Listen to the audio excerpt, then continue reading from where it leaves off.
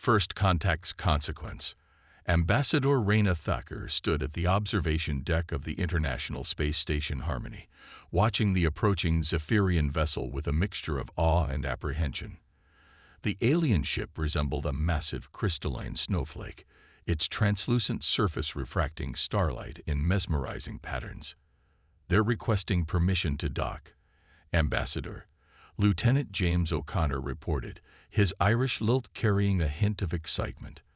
Their translator systems are already synchronized with ours.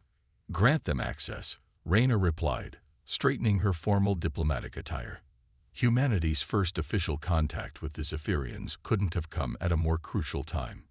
3 days ago, their long-range sensors had detected something troubling at the edge of the solar system. The unmistakable energy signatures of Drakath warships. The Zephyrians had arrived bearing warnings.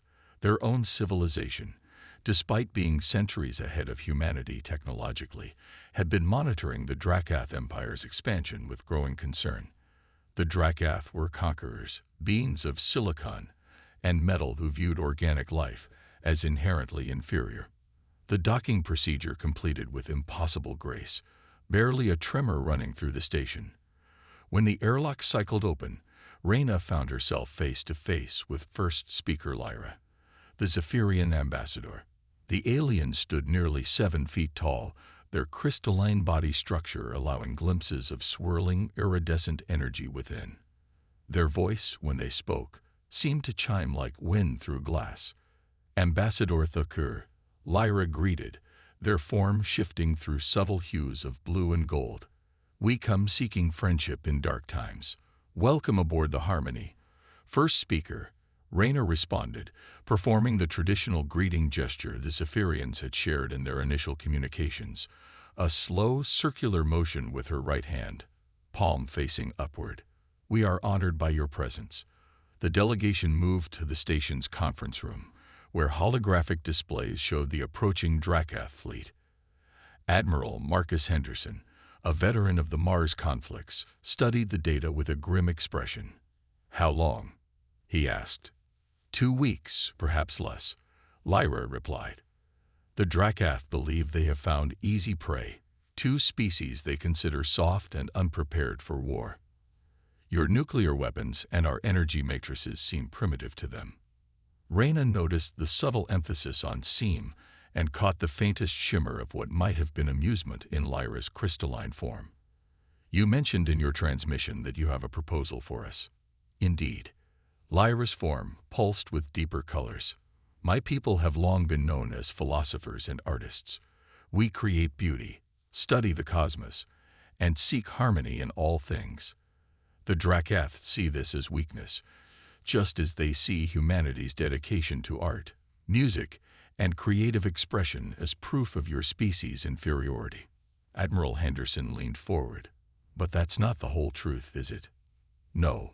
Lyra's form suddenly shifted, displaying complex geometric patterns that seemed to hint at hidden depths. We Zephyrians learned long ago that true strength lies in balance. Our art conceals weapons. Our music carries military codes. Our philosophical debates have developed some of the most sophisticated battle strategies in the galaxy. And you think humanity has something similar to offer? Reyna asked, though she was beginning to understand where this was going. We've studied your species, Ambassador. You build weapons of incredible destruction, yet you use the same technologies to heal and create. Your soldiers carry medical supplies alongside their ammunition. Your warships have gardens and libraries. You wage war while writing poetry about peace. Lyra's form brightened. The Drakath cannot comprehend this duality. They see it as confusion, weakness. We see it as perfect balance. Admiral Henderson's eyes narrowed. You're proposing an alliance. More than that, Lyra chimed. We're proposing a synthesis. Your adaptability, creativity, and unique perspective, combined with our technology and philosophical approach. Together, we can show the Drakath that peace is not the absence of strength, but its highest expression.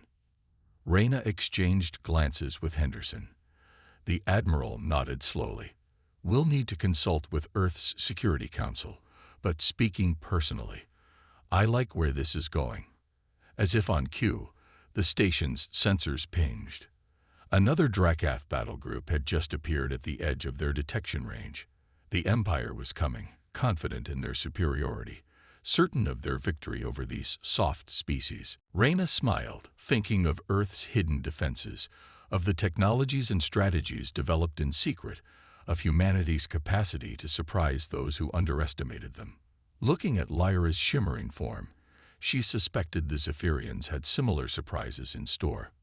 "First speaker," she said, "I believe this is the beginning of a beautiful friendship." Lyra's form sparkled with what was definitely amusement now.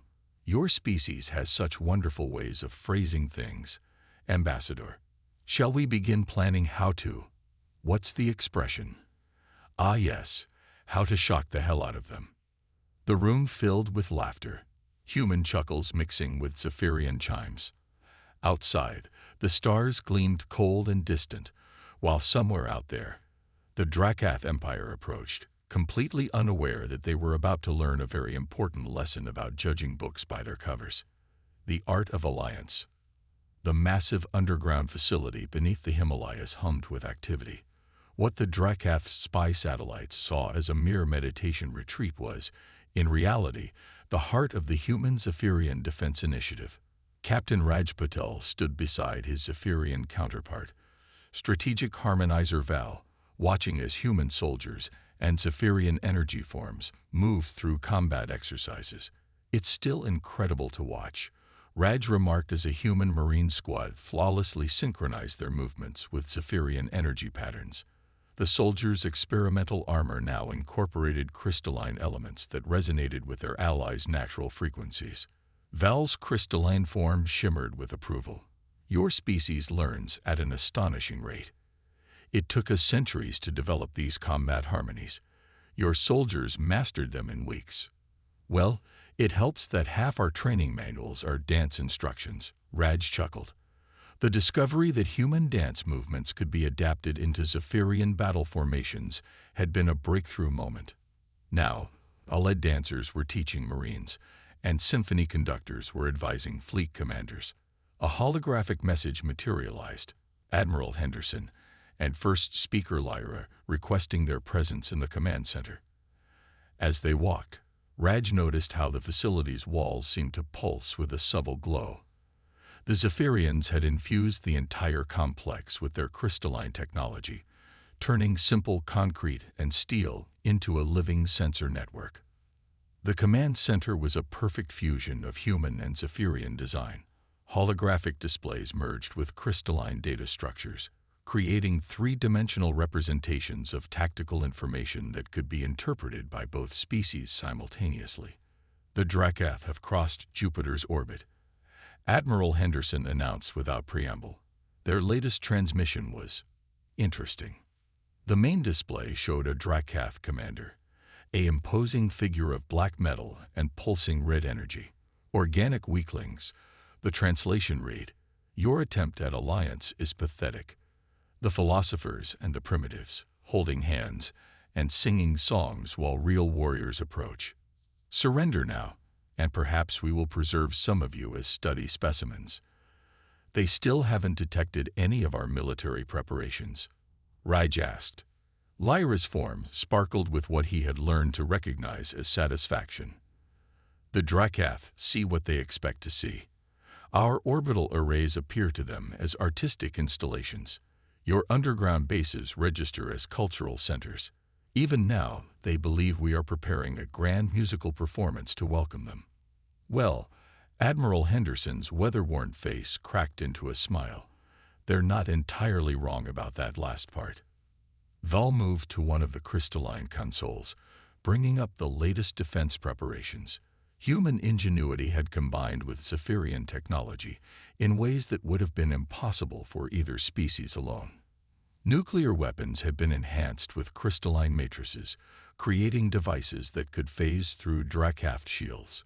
Traditional human electronic warfare systems now operated through Zephyrian quantum networks, making them virtually undetectable. "The lunar defense grid is fully operational," Val reported.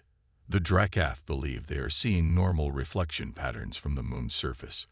They have no idea each crater now houses a plasma cannon. Raj studied the tactical display, still amazed by how much they had accomplished in mere weeks. Humanity's greatest strength had always been its ability to adapt, to take new ideas, and run with them. The Zephyrians provided the advanced technology, and humans found innovative ways to use it that the older species had never considered. "There is something else you should see," Lyra chimed, their form shifting to deeper hues. The display changed to show a massive Drakath fleet movement. They are not just sending a conquest force. This is nearly half their empire's military strength. "They're getting greedy," Henderson growled. "They think they found an easy target, so they're committing major forces to take everything in one swift strike. Their arrogance will be their undoing," Val observed. "They expect to find two separate, weak species. Instead, they will face something unprecedented, a true synthesis of human and Zephyrian capabilities." As if to demonstrate, a squad of human pilots entered the command center, their new battle suits incorporating Zephyrian crystalline technology. Each pilot could now mentally interface with their fighter craft through quantum links, while Zephyrian energy patterns enhanced their neural responses. "The latest simulation results are very promising," one of the pilots reported. "The Drakath's targeting systems can't lock onto us when we're phase shifted, and the new hybrid weapons cut through their armor like butter." Lyra's form brightened. "Your pilots have achieved harmony levels we thought impossible for non-crystalline beings. It seems humanity's gift for improvisation extends to consciousness itself." A warning tone sounded. The Drakath fleet had accelerated. They would reach Mars orbit sooner than expected. "Time to implement our first surprise," Henderson announced. "Captain Patel, is your team ready?" Raj nodded. "Operation Trojan Horse is go. We've got civilian ships playing distressed merchants, refugees, and lost explorers scattered across their approach vector. Each one is carrying enough phase-shifted ordnance to crack a Drakath cruiser. And our artists have prepared a special welcome message," Val added, bringing up another display.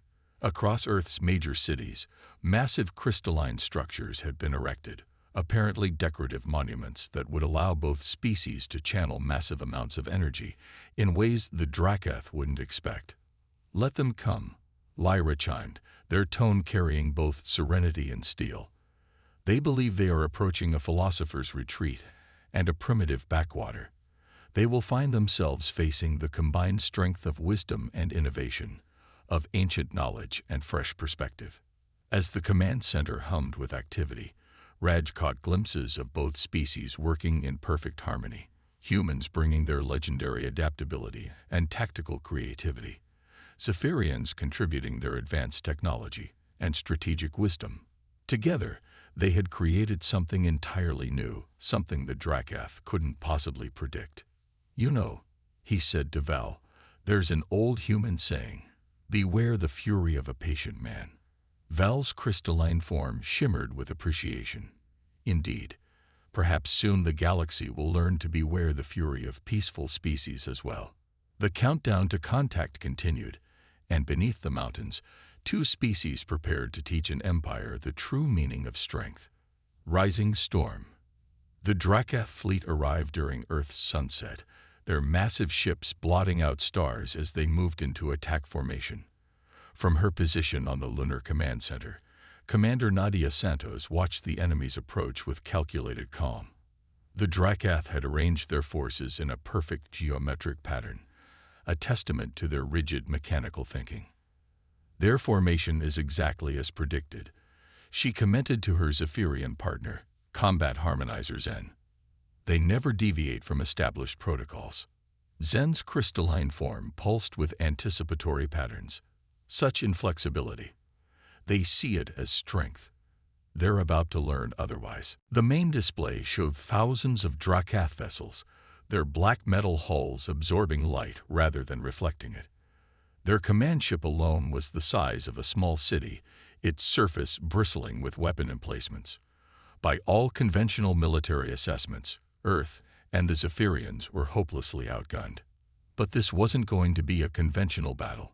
All Operation Trojan Horse vessels in position, reported Lieutenant Wei from Tactical. The scattered civilian ships had spent the last week playing their roles perfectly, appearing lost, damaged, or simply foolish. The Drakath had ignored them as beneath notice. The enemy's transmission cut through all frequencies, their mechanical voice filled with contempt. Organic life forms of Earth and Zephyria, your time has ended. Surrender now and accept your place as subjects of the superior form of existence. Nadia nodded to communications. Send our response. Across Earth's major cities, the massive crystalline art installations began to pulse with light. They projected a synchronized musical performance into space, a fusion of human symphony and Zephyrian harmonic patterns. To the Drakath, it would appear that their victims were responding to impending doom with a concert. Such foolishness, the Drakath commander sneered, launching artistic performances in the face-off. The transmission cut off as Operation Trojan Horse activated. The scattered civilian vessels suddenly phase-shifted, their crystalline-enhanced nuclear weapons passing straight through Drakath shields. 30 enemy capital ships disappeared in synchronized flashes of light. First blood to the primitives. Nadia allowed herself a small smile. Launch fighters. From hidden bases across the lunar surface, squadrons of hybrid fighters emerged. Each craft was piloted by a human Zephyrian team, the vessels themselves incorporating both species' technologies. They moved in patterns that defied conventional physics, human intuition working through Zephyrian quantum systems to achieve the impossible. The Drakath response was predictable. They launched their own fighters in standard combat formations, but their targeting systems, designed to track normal matter, struggled against adversaries that could partially phase out of normal spacetime. The hybrid squadrons tore through their ranks like wind through smoke. The enemy is repositioning, Wei reported. They're moving to their secondary assault protocol. Right on schedule, Zen chimed. Shall we show them our next surprise? Nadia nodded. Signal Earth Defense Network. Commence Operation Harmony. The crystalline structures in Earth's cities transformed. What had appeared to be artistic light displays suddenly connected through quantum links, forming a planet-wide energy web. The combined power of human nuclear facilities and Zephyrian crystal matrices surged through this network. A wall of pure energy rose from Earth's surface, not a conventional shield, but something far more sophisticated. When the Drakath opened fire with their main weapons, the energy wall didn't just block their attacks. It absorbed them, redirected them, turned their own power against them. Impossible. The Drakath commander was back on the channel. Your species lacked the technological sophistication for such defenses. Perhaps, Nadia replied calmly. You should have paid more attention to our art installations. The next phase began. From Earth's oceans, submarines that had been modified with crystalline technology surfaced, their nuclear missiles now capable of tracking quantum signatures. From orbit, satellites that the Drakath had dismissed as communication relays revealed themselves as weapon platforms. But the real surprise came from the Zephyrians. Their seemingly decorative orbital arrays, which had been broadcasting philosophical debates and poetry readings, suddenly aligned into a complex geometric pattern. The pattern focused and amplified energy in ways that even the Drakath's advanced sensors couldn't fully comprehend. Multiple enemy capital ships reporting critical system failures, Wei announced. Their quantum cores are destabilizing. The Drakath formations began to break down. Their rigid battle protocols hadn't prepared them for this kind of warfare, where every piece of art could be a weapon, where human unpredictability merged with Zephyrian precision, where the line between culture and combat had been completely erased. They're launching their planet-killer weapons, Sen observed, their crystalline form shifting to alert patterns. As expected, Nadia replied. This would be the real test of their preparations. The Drakath's most powerful weapons approached Earth, massive projectiles designed to crack planetary crusts. But they never reached their target. The hybrid fighter squadrons moved into new formations, creating geometric patterns that matched Zephyrian energy frequencies. The crystalline network across Earth pulsed in harmony. At precisely the right moment, every human and Zephyrian installation activated simultaneously. Space itself seemed to ripple. The planet-killer weapons vanished, transported through artificial quantum tunnels to emerge near the Drakath's own fleet. The enemy's greatest weapons were turned against them in a perfect synthesis of human tactical thinking and Zephyrian technology. Multiple enemy ships destroyed. Wei reported, his voice steady despite the spectacular destruction on the tactical displays. Their fleet cohesion is breaking down. They're actually beginning to retreat. The mighty Drakath, Zen chimed, their tone carrying both satisfaction and sadness, undone by the very things they despised: art, creativity, and cooperation. Nadia watched as the surviving Drakath ships fled in disarray. This battle would reshape the galaxy's understanding of strength and weakness, of wisdom and war. But it wasn't over yet. "Signal all forces," she ordered. "Begin pursuit operations. It's time to show the Drakath Empire that they haven't just awakened sleeping giants. They've awakened sleeping artists." The hybrid fleet moved out in perfect harmony, human and Zephyrian, art and warfare, peace and power combined in ways that would change the course of galactic history. Hidden strengths. The pursuit of the Drakath fleet revealed even more surprises. As the combined human-Zephyrian forces pushed beyond the solar system, they encountered something unexpected. Other species who had been watching, waiting, and hoping for someone to finally challenge the Empire's dominance. Admiral Henderson stood on the bridge of the flagship Harmony's Edge, a vessel that represented the perfect fusion of both species' technologies. The ship's crystalline core pulsed with Zephyrian energy, while human engineering had given it capabilities its designers had never imagined possible.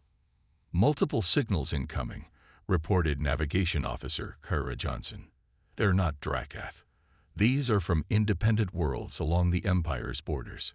First Speaker Lyra's form shimmered with interest. "It seems we are not the only ones who tired of the Drakath's arrogance." The signals were requests for alliance, from species who had watched Earth's defense with astonishment.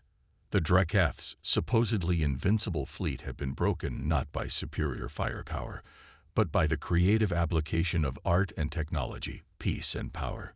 "The Drakath Empire is fracturing," Strategic Advisor Val reported, their crystalline form displaying tactical data.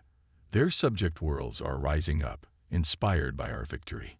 They finally understand that strength comes in many forms." Dawn of a new era. 1 month after the battle that changed everything, representatives from 20 species gathered in the newly constructed Harmony Spire in Geneva. The crystalline tower stretched into the clouds, its surface displaying an ever-changing array of artwork from all participating civilizations. Ambassador Raina Thacker, now serving as Earth's representative to the newly formed Galactic Concordat, watched as human children played with young energy beings from across the galaxy in the tower's gardens.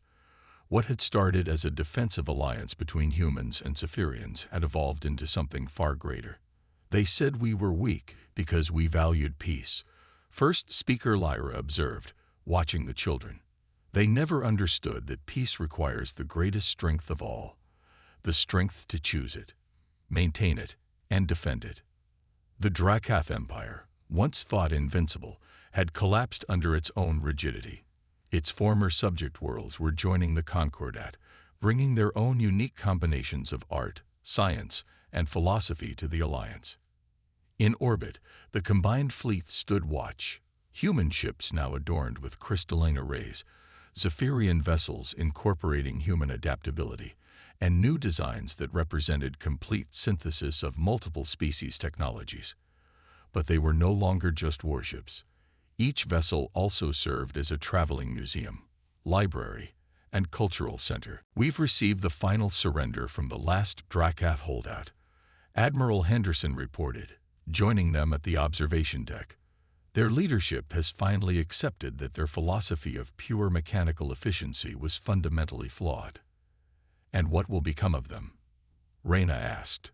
Surprisingly, many of them have requested to study art. Lyra chimed with amusement. They wish to understand the power they dismissed for so long. The sun set over Geneva, and the Harmony Spire came alive with light. Not just decorative illumination, but a complex network of quantum communications connecting civilizations across the galaxy. What had begun as a defensive measure had evolved into the greatest peaceful revolution the galaxy had ever seen. In training centers across Earth, human dancers continued to teach combat movements to mixed-species squadrons. In Zephyrian meditation chambers, crystalline beings shared ancient wisdom while learning human jokes. And in laboratories throughout the Concordat, scientists of all species worked together to create technologies that served both peace and defense. You know, Reyna said, watching a group of former Drakath studying human painting techniques with intense concentration, they say the pen is mightier than the sword. But I don't think anyone ever imagined that art could literally be stronger than warships. Perhaps that was always the truth, Lyra responded, their form glowing warmly. We just needed the right combination of wisdom and innovation to prove it. As night fell over Earth, the Harmony Spire projected a massive hologram visible from orbit, a beautiful collaboration of human and alien artists, depicting not scenes of battle, but of creation, cooperation, and hope. It stood as a reminder to all species that true strength lies not in the ability to destroy, but in the wisdom to create, the courage to change, and the power to maintain peace. The galaxy had learned its lesson.